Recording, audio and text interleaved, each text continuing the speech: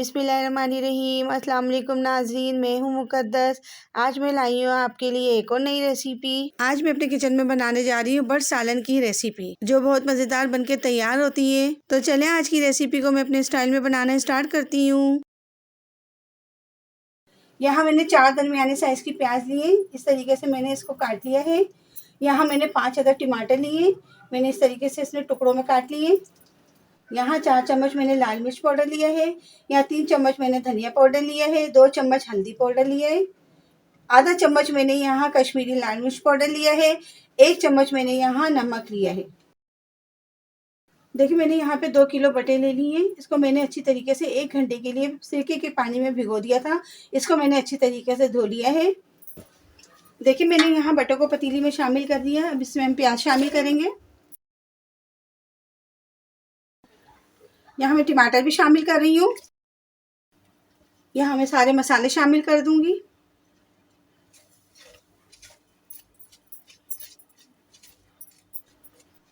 यहाँ अदरक लहसुन का पेस्ट शामिल कर रही हूँ।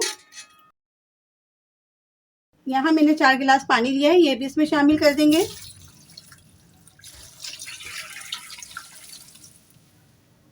अब यहाँ मैं 2 घंटे के लिए इसको गलने के लिए छोड़ दूंगी। देखिए यहाँ 2 घंटे हो गए। अब हम यहाँ बटों को चेक करते हैं।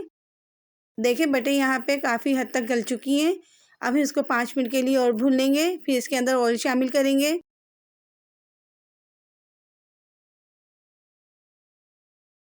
देखिए मैंने यहाँ पे 1 कप ऑयल ले लिया था, ये भी इसमें शामिल करके अच्छी तरीके से भून लेंगे बटों को। और मैं इसमें कुछ मसाले हैं वो भी शामिल करूँगी। यहाँ मैंने 10 से 12 साबुत मिर्चें ले ली थी, ये भी शामिल कर देंगे। यहाँ मैंने कुछ कड़ी पत्ते और 10 से 12 हरी मिर्चें ले ली थी, ये भी इसमें शामिल कर देंगे। अब इन मसालों को अच्छी तरीके से भून लेंगे।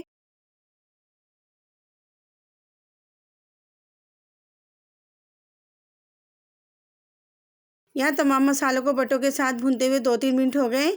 यहाँ मैंने थोड़ी सी कसूरी मेथी ले ली थी, ये भी इसके अंदर शामिल करके भून लेंगे।